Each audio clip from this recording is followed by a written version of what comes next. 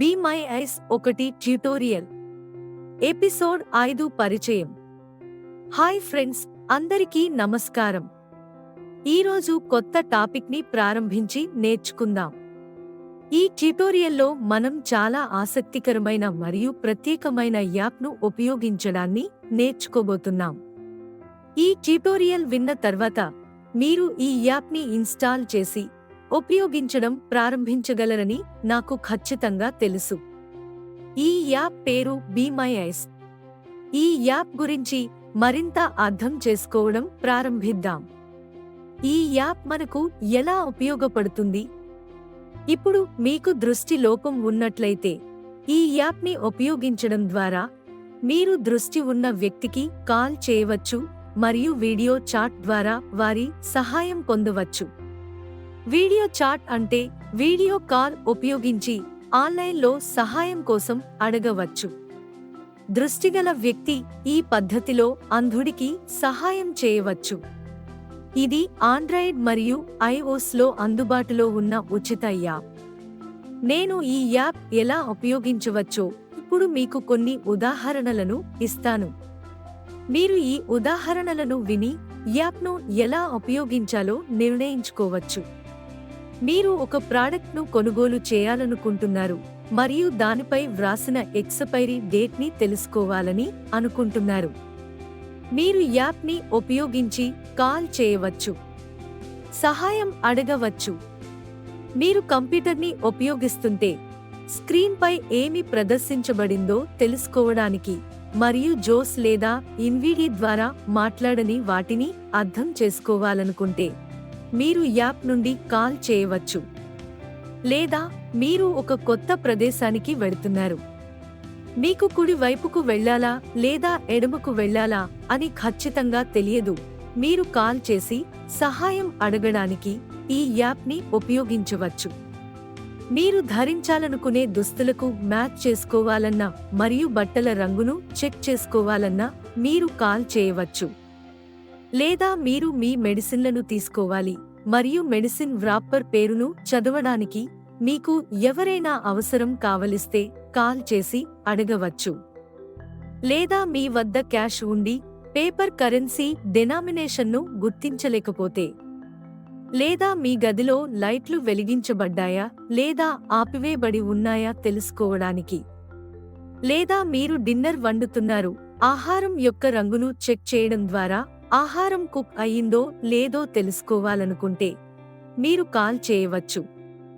లేదా మీరు ఏదైనా క్రింద పడేసుకుంటే దానికోసం వెతకలేకపోతే, లేదా మీరు షాపింగ్ చేస్తూ ఉండవచ్చు మరియు ప్రాడక్ట్ లేబుల్లు ప్రింట్లో ఉన్నందున మీరు చదవలేరు.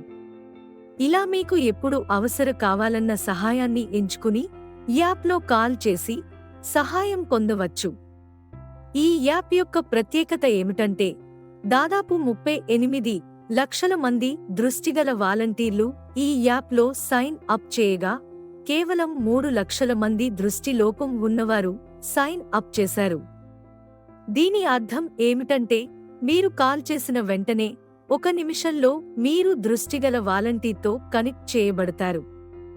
ఈ యాప్ 180 భాషలను సపోర్ట్ చేస్తుంది మరియు కన్నడను కూడా సపోర్ట్ చేస్తుంది.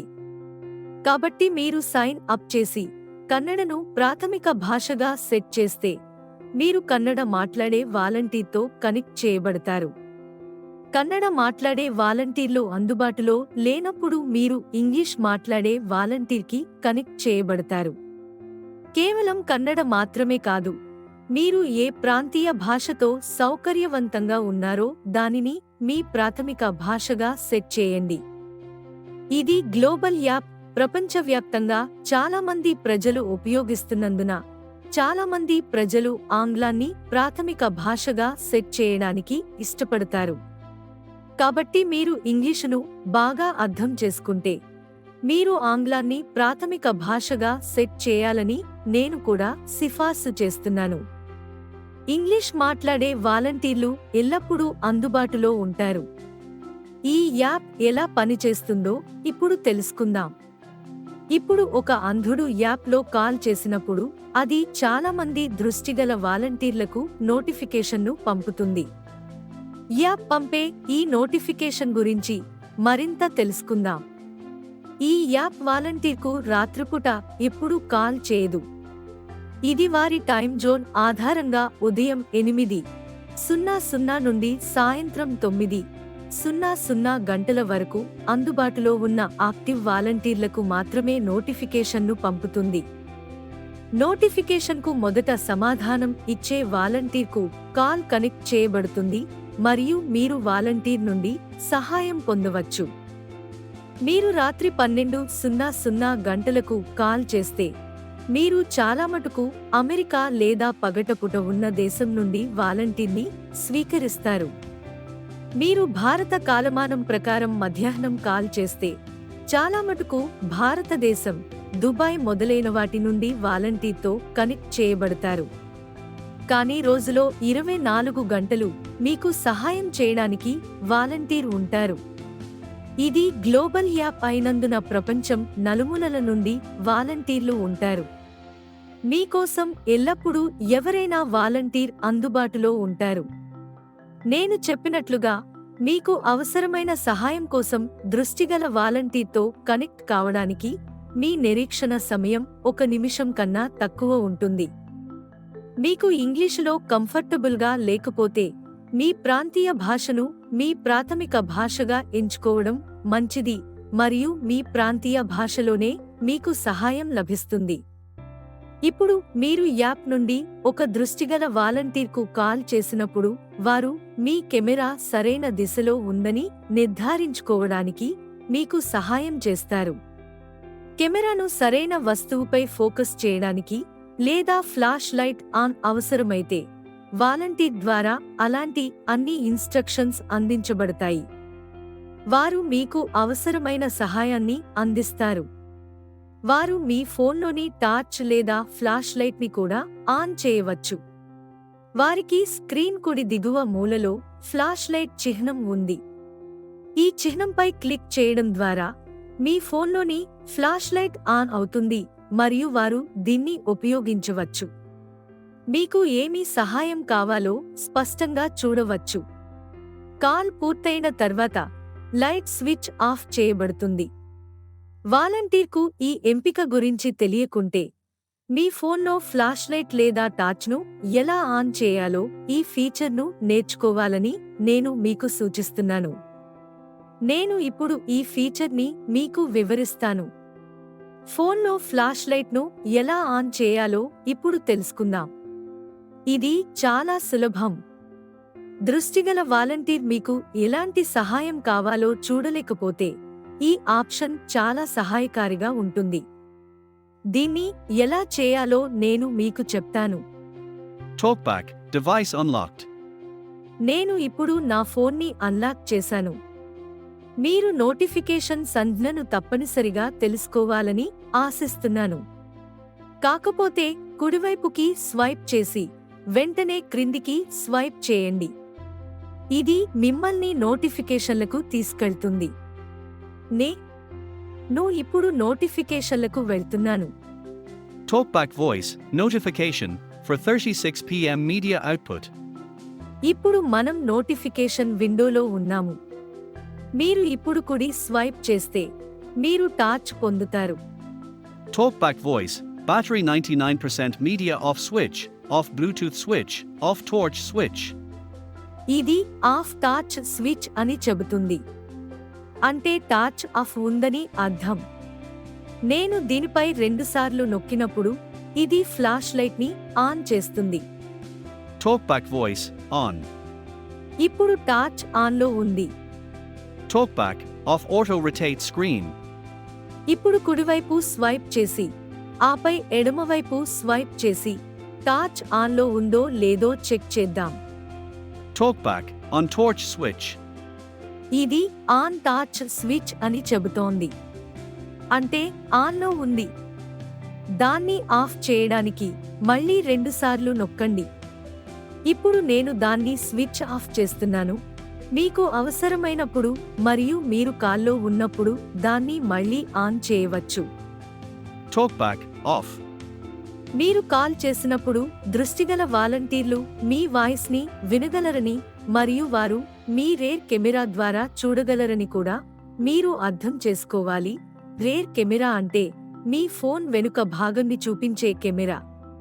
మీరు వాలంటీర్కు ఏమైనా చూపించాలనుకున్నప్పుడు మీ రేర్ కెమెరాను దాని వైపుకు చూపించండి. మీరు మీ కంప్యూటర్ను చూపించాలనుకుంటున్నారని అనుకుందాం. మీ ఫోన్ రేర్ కెమెరాను కంప్యూటర్ స్క్రీన్పై ఫోకస్ చేయండి. ఆ విధంగా వారు కంప్యూటర్ స్క్రీన్ను చూడగలుగుతారు. అలాగే వాలంటీర్కు మీ ముఖాన్ని చూపించాలనుకుంటే లేదా వాలంటీర్కు మీ దుస్తుల రంగును చూపించాలనుకుంటే రేర్ కెమెరా మీపై ఫోకస్ అయ్యేలా మీరు మొబైల్ని తిప్పాలి. మీరు వాలంటీర్కు చూపించాలనుకుంటున్న వస్తువు మీ మొబైల్ రేర్ కెమెరా ద్వారా మాత్రమే ఫోకస్ చేయబడాలని గుర్తుంచుకోవాలి. ఈ యాప్లో స్పెషలైజ్ హెల్ప్ అనే మరో ఫీచర్ ఉంది.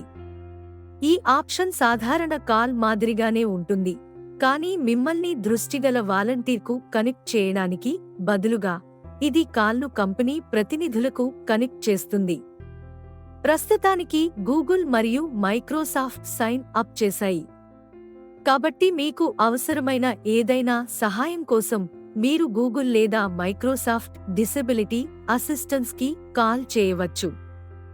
ఉదాహరణకు, మీరు గూగుల్ డ్రైవ్ లేదా గూగుల్ డాక్స్ని ఉపయోగిస్తున్నప్పుడు యాక్సెసిబిలిటీ సమస్యలను ఎదుర్కొంటే, లేదా గూగుల్ ప్లే స్టోర్ లేదా ఏదైనా గూగుల్ ఉత్పత్తులను ఉపయోగిస్తున్నప్పుడు మీరు ఏదైనా సమస్యను ఎదుర్కొన్నప్పుడు, లేదా మైక్రోసాఫ్ట్ వర్డ్, ఎక్సెల్ లేదా విండోస్ ఆపరేటింగ్ సిస్టమ్ని ఉపయోగిస్తున్నప్పుడు మీకు ఏవైనా సమస్యలు ఉంటే, దాన్ని పరిష్కరించడానికి సహాయం అడగాలనుకుంటే మీరు గూగుల్ లేదా మైక్రోసాఫ్ట్కి కాల్ చేసి దాన్ని పరిష్కరించుకోవచ్చు.